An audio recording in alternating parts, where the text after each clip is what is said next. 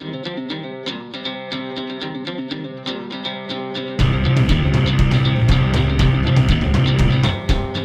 my stepdad that I call dad today, he really took me under his wing and really showed me a lot, not only in life but as far as martial arts.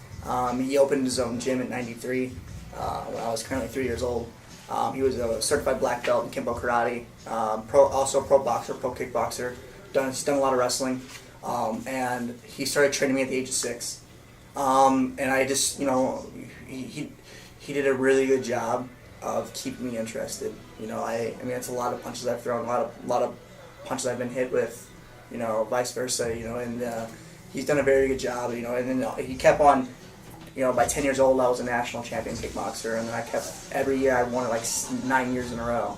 I kept nationals, and then I went to Pan American Games and I fought in kickboxing. I boxed in diamond gloves, silver gloves, golden gloves, ringside nationals, everything, you name it. Fighting through adversity, that was his biggest thing, Fighting through when, because don't get me wrong, you gotta weather that storm. Some guys are just tougher than you, some guys are just stronger than you, some guys are just faster than you. But it comes down to, just being able to put up that adversity and fight through that. Also, another thing with him is just respect.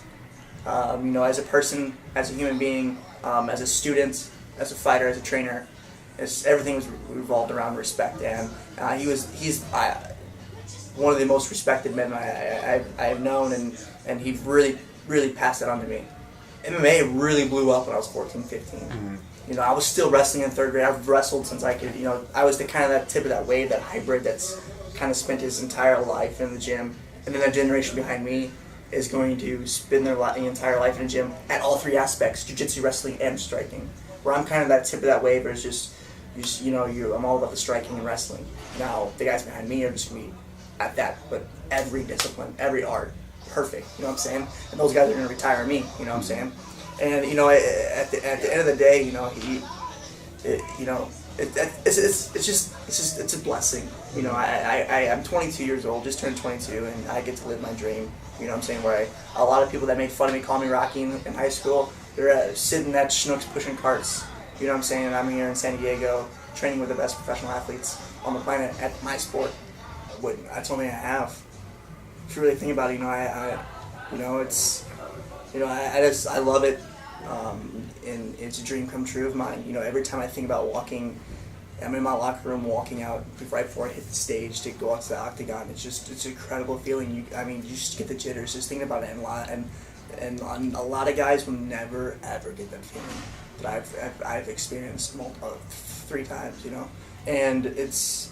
And I'm still new at it. It's not like I'm a veteran. I can be considered a veteran, but I don't think a veteran with 3 fights is a veteran. I think a veteran is, have to have a little bit more than 5 fights in the UFC or anything like that. But, it's just a great feeling to be able to wake up every morning and going to do what you love. Looking forward, not bored. Nothing's ever boring. You know what I'm saying? Who's gonna get knocked out today in the gym? Because that's how hard we train.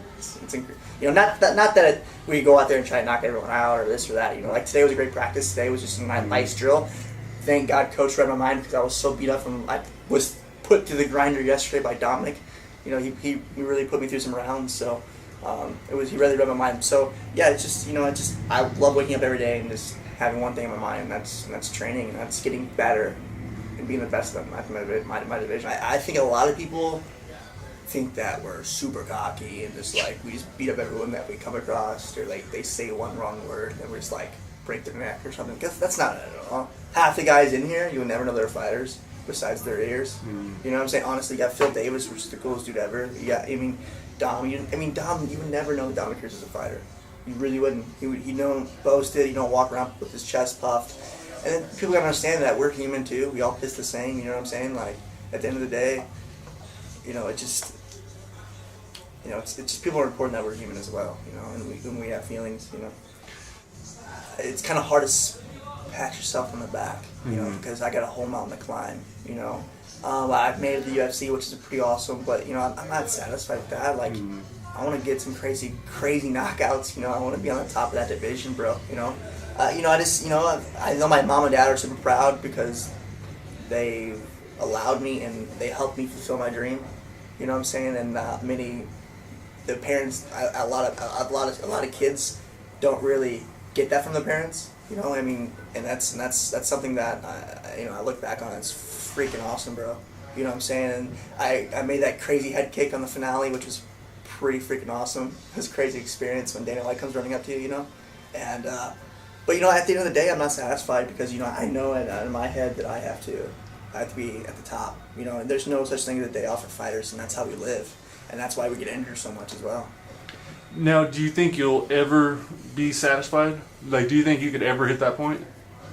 You know, I've read a lot of books, and I heard, you know, that these fighters, they work so hard, and then the world title fight comes here, and they win the world title, and they're like, this is what I've worked for my entire life, and this is this right here.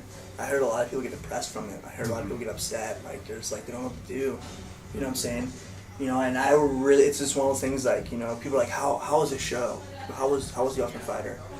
It's like, I could sit there and try to tell you, but until you actually go through something like that, you would really, the pressure I was feeling on those Friday nights, the pressure in sparring, like, pressure everywhere, TV cameras, when you never seen a TV camera in your life, and they're in your face like that, you know. I mean, it's just one of those things. Like, once I'm there and I've won that world title, then I can kind of feel like how, you know, if I'll still be wanting more, you know.